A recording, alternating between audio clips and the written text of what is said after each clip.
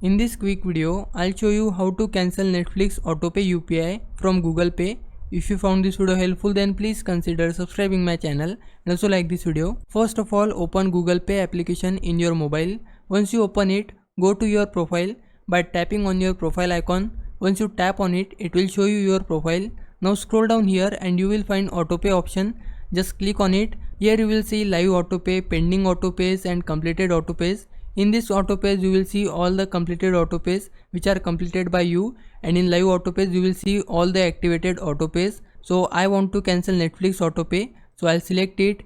Then it will show you your Netflix autopay information. Click on cancel autopay in order to stop this autopay. So once you tap on it, it will show you your bank. Click on yes, cancel autopay, and now type your bank UPI pin.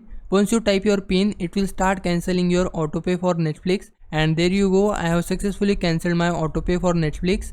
Now if I was a big help, can you please subscribe my channel? I would really appreciate it. For now, thanks for watching. Bye bye.